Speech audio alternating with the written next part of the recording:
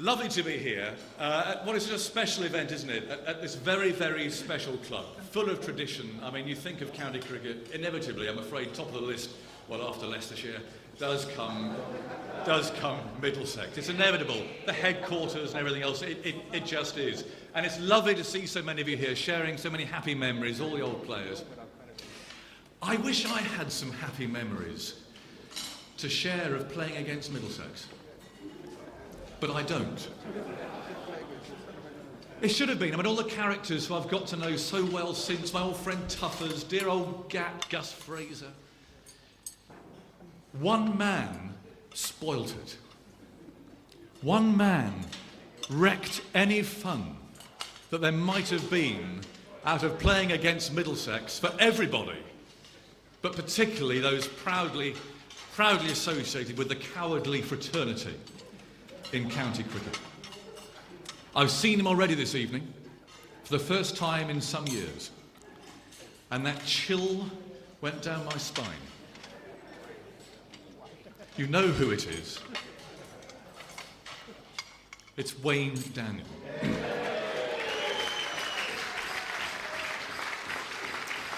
We had a theory one year, and I'm going to test Wayne's memory in a minute.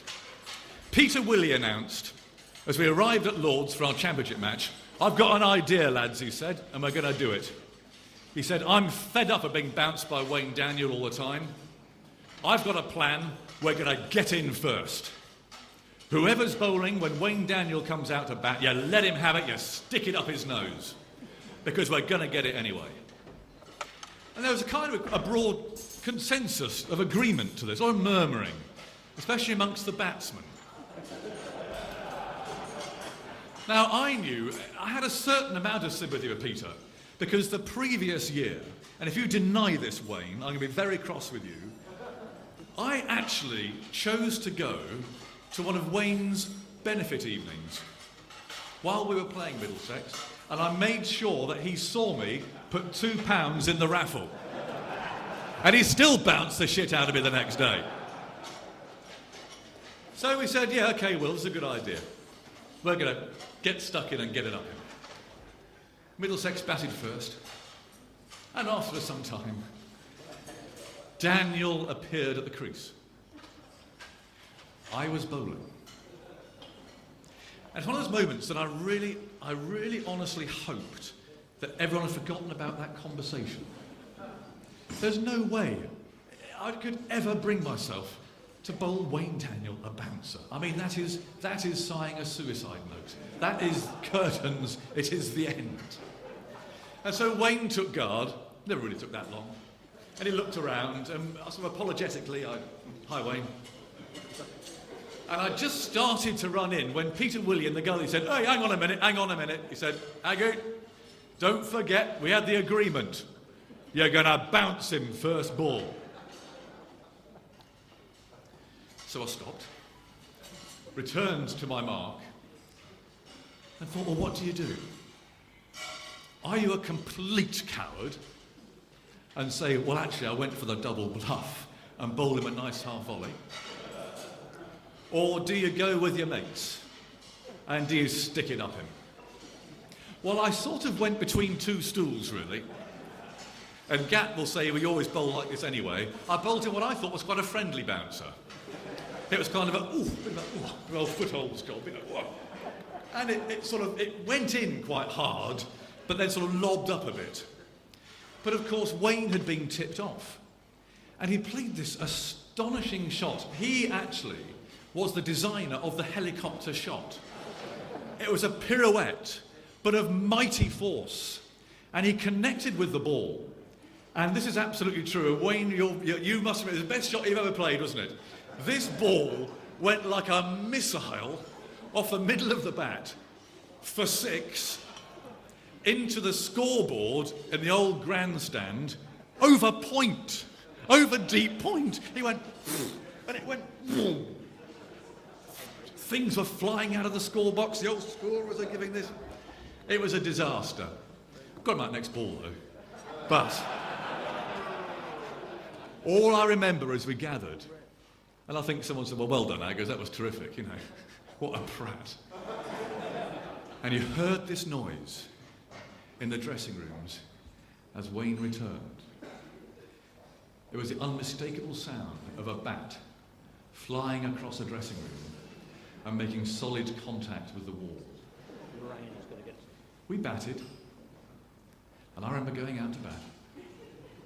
And Wayne, he was really like something that used to sort of wind him back on a big wheel, stretch him back, and then sort of cut the elastic band. Poof, and whoosh. It wasn't subtle, was it? It was just terrifying, this huge sort of explosion of energy. And I remember batting, and I couldn't see his face.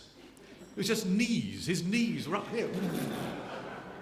And he bowled a couple at me, and dear Wilfslack, who we must raise a glass to tonight, dear Wilf, who was just a lovely, lovely man.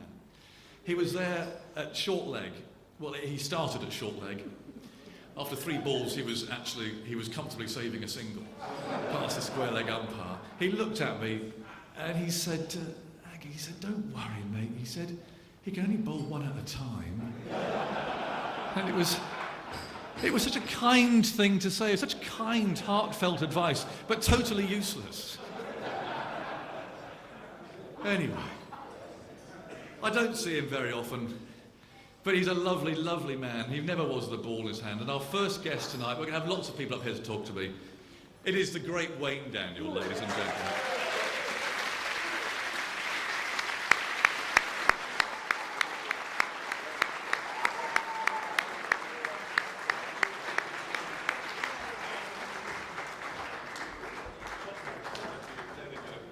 See, even if I talked like that to him before he bowled at me, he would still bowl me a bouncer first ball. But Wayne, before I get that, it's a true story, isn't it? Do you remember that? Well, I think what really pissed me off was when you went around the wicket. No. All those bouncers. No. I never went round the wicket. That's a total exaggeration. I'm not stupid, Wayne. Maybe a lot of things. It was a great shot, though. Yeah, it was sort of a duck hook. It was. It was a duck. Right, here's Wayne. We can chat to Wayne. And joining him, well, I think one of the great servants of Middlesex cricket, of English cricket. He played 79 tests. He played for Middlesex for 24 years, captained for 15 of them. He scored 36,000 runs.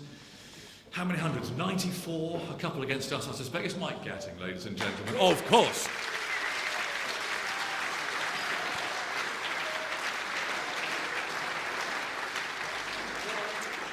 And finally, I mentioned it once already, a really very good friend of mine now. Great fun in the Test Match special box. He's an absolute natural on there. What a character. 42 tests, 121 wickets. He took, 1,000 wickets in first-class cricket. It's the cat, Phil Tufnell.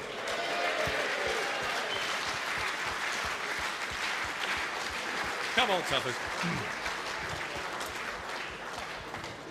What esteemed company you keep these days, Tuffers. What esteemed company. Now then, I'm going to start by asking all of you a very relevant question, given there is a Middlesex night tonight. What makes playing for Middlesex so special? Wayne. Yeah, for me, it was most definitely the guys. I came to Middlesex, came from Barbados, a young guy, didn't know a lot of the guys. I met Mike Gatting and John Embry when I came over and played in the under-25s. My first season qualifying for Middlesex, I think that was 1975. And then in 77, my first full season for Middlesex, I met the likes of Braley and Clive Randley, Mike Smith, those guys. A terrific bunch of guys. Mike Smith and Randley nicknamed me the Black Diamond. And I suppose they knew what they were doing. If you give a guy a name like the Diamond, you better live up to it. So I thought, well, if I'm going to be the Diamond, I've got to perform. I've got to live up to this name. I've got to look to do well. And it was just a camaraderie. On the field, things clicked, They took most of the catches. Brady was telling me earlier that a lot of the catches came low. But that was the excuse for the ones he dropped. They were all comfortable catches. They were all comfortable catches. He just didn't take them. You know, and it was the camaraderie on the field. Things clicked off the field. And they got me going. You know, I was told it's a professional outfit. And I soon learned that professionalism meant, you know, you had to be tough, you had to be mean. And you talked about the bouncers, Agnes. But the mean guys, the ones who got me bowling the bouncers, who got me really fired up, were the batsmen. Name them. Name names. Name names now. Butcher, he'd have been one, he's on my list. It was Butch, it was Ian Gold. Right. Goldie was the worst. Well, I'll sort him out later. Goldie was the worst. Ian Gold would come from 3 yards back. Goldie, was it that far? And Goldie would come down to me. And he would come down, hey, what are you doing? I'll tell you, just stick it up him. Let him have it. You know, and it was like that. Come on, Wayne, what are you doing? And I would say, well, I'm looking to hit the outside edge. And no, Gat would be, what is going on? You know, he doesn't like it in the ribs. That was the Tough as his flinching as well. Fired up, get me going. And it worked because that was all part of what it was all about. Well, being aggressive and looking to do your job, not giving the batsman any reprieve, no easy runs. And all of that I learned as I went along. I could bowl fast. Came over from Barbados, I could bowl fast. But that spirit, that real professional, hard, tough nut, you know, get at them, no let up, and to have that, to do that consistently, that is something that I learned as I went along at Middlesex, and it worked really well, and we were successful. Certainly were. Gat, what was yours? What made playing for Middlesex special for you? And don't say the lunches. I only found that out afterwards, Aggers. Oh, right. Look, I think being a local lad living down the road in Willesden, probably about 4 or 5 miles away, made it a special place. You know, Lords, you had Lords sort of 5 miles one way to the centre of London, and Wembley 5 miles the other way. And being sort of a guy that enjoyed his sport, you know, was, I suppose you don't actually realise you're going to join a club that was going to go through a special era, because it did go through a special era. You should have turned up, and first time I met Gunner, you know, he was a guy that had actually been for a trial with Arsenal, and actually played in the reserves, I think, and in the youth squad. I got to go to Wormwood Scrubs and have a trial as QPR's goalkeeper with a bloke called Phil Park, so I never quite made it that far, but, you know... Goalkeeper? Yeah, I was quite good. I wasn't bad. I was brave, I was wide. But it was just the start of a special era as far as I was concerned. I mean, to go to a club, to play at Lords, for example, was just fantastic. And you actually don't realise how fantastic it is until you actually go abroad, and the awe that people hold Lords in. Now, for me, walking through the gates was just quite incredible anyway. Being from Willesden down the road, you know, it was quite different.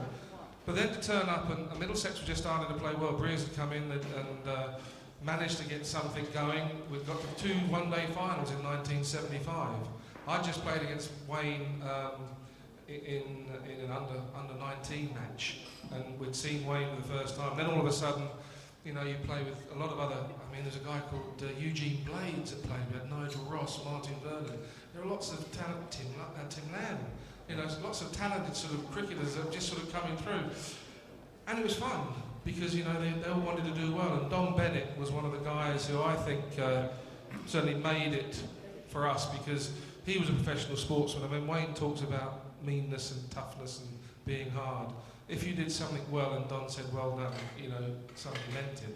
And I suppose, you know, Breers had a sort of what I'd say, a great attitude towards youngsters. And, you know, he was prepared to actually play them. And so myself and Gunnar got an early shout. So, but it was one of those sort of nice things that were going on. So a lot of good players, and it was really interesting. But just to play at Lords, was just quite fantastic. Tuffers, what was it like when you first appeared? You got Gat as your captain. No, it was lovely playing under Gat. No, it was fantastic. And you do have to mention the lunches, because I actually went through 3 ex-wives while I played for Middlesex. And without them lunches, I wouldn't be here today. I'd be starving. They actually kept me alive, which I'm very grateful for. And so you do have to mention dancing the lunches, and there was a great atmosphere. But I think, as you say, it goes back to your teammates again. And it was absolutely a dream come true for me. And I think it's not the same now quite with county cricket, because when I first walked into that Middlesex dressing room, I turned up and there were 10 internationals all sitting there, spotty arses getting changed like that. You know what I mean? These were my heroes. You know, you've seen them on the telly, and you've seen them playing for England and representing their countries all around the world. And I'd been sort of shuffled in there, a little bit sort of shy and not quite knowing what to do. And you're sitting there just surrounded by legends of the game. You know, none of these central contracts. You know, day in, day out, these international players were playing county cricket. So it was an absolute piece of piss for me. You know what I mean? If, you know, Gat used to say, yeah, he's 5 overs, and if I didn't get anyone out, Wayne would get someone out, or John would get someone out, or someone else would get someone out. So it was an absolute piece of cake, and an amazing place to learn your cricket, and then, you know, to go on to, you know, slightly higher things. So, but the dressing room, quite a hard dressing room though. It was a hard dressing room. I'm trying to picture the young Tufnell appearing for the first time at the Grace Gates. What did he look like? A bit dishevelled? Well, no, it was all right. Well, the tavern's just next door, which is always a worry. Oh, yes. So I'd been in there for a couple of hours beforehand, just to get a little bit of Dutch courage. And I can remember, actually, the first time I turned up to play, Gat had selected me, and they were a little bit toffee-nosed on the gate in those days, you know what I mean? You had to sort of show like your pass and everything. And I turned up in sort of like an old T-shirt and a Tesco's bag over my back with my boots in, like that, and they didn't let me in.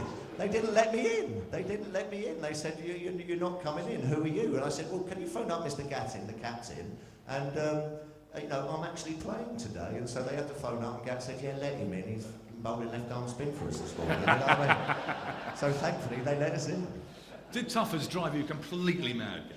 Did he absolutely drive you to distraction? No, I think he certainly drove Embers probably to distraction more than me, I have to say. I mean, you know, when you talk about growing up with youngsters, I mean, Embers and Butch were both in that very young side, but Embers, I mean, probably had the toughest of them all, so he had to sort of nudge Mr. Titmus out of the way first, and he had to wait till he was about 26 before he got a proper place. And then this young pup comes along at sort of 18, comes straight into the side, and I do remember one of his first matches is we were asking what sort of field you want, and he turned around to Embers and said, "You've got the 3 lions on, mate, you set it for me."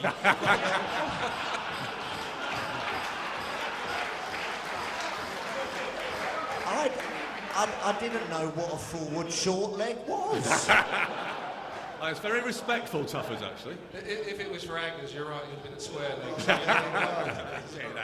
No, I was very lucky to have these guys looking after me. But he was good. I mean, he brought a breath of fresh air. He was I suppose he was the closest, I suppose, I'd seen to another gunner, because Gunner was very much a man of the world, and, you know, and Cat was very talented.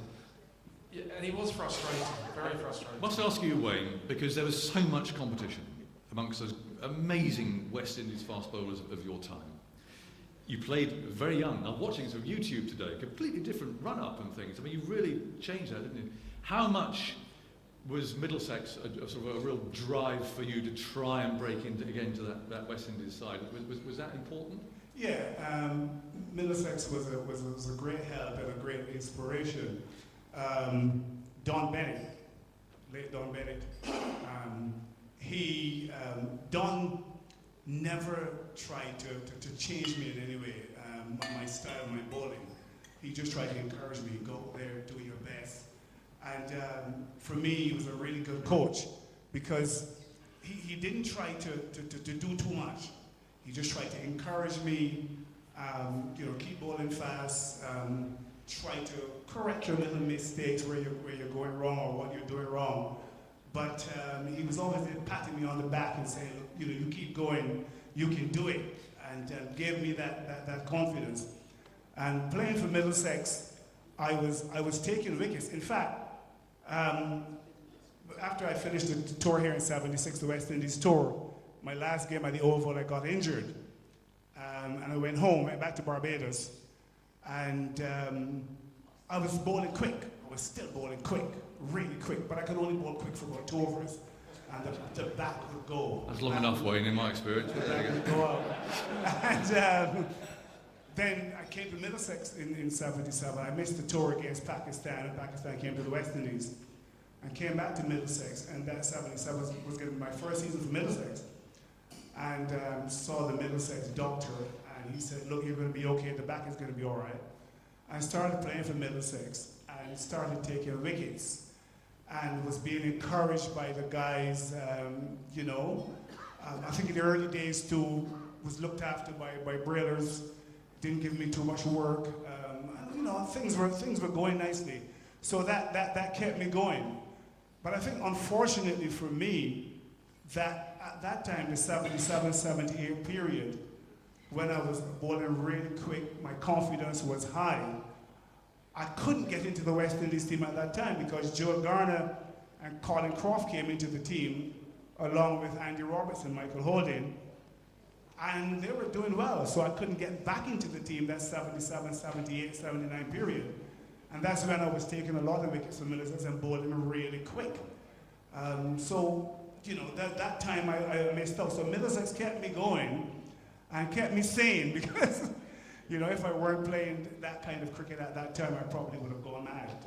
You know, lost it because I thought I had so much to give, and I was giving it to Middlesex, and the guys were responding to me, and it all went well, and it was a fantastic experience. It was great for me. A captain's dream gap, I guess, would be? Without a doubt, without a doubt. But it wasn't. I mean, bowling fast is hard work. I mean, really is. And the guy did an awful lot. But even when the young guys came in, like Normie George, when he came in, and Gussie, you know, Normie George, to have someone like Wayne in the team was absolutely huge for him. You know, and I know Normie appreciated an awful lot. And it helped Norman us looks as well. fitter now than he did when he played. It's ridiculous. He's still bowling as well, so I'm told.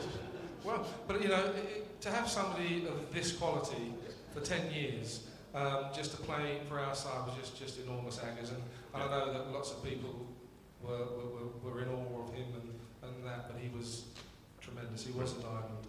Phil Tufnell, Mike Gatting, Wayne Daniel, ladies and gentlemen. Thank you, gents. Great stuff.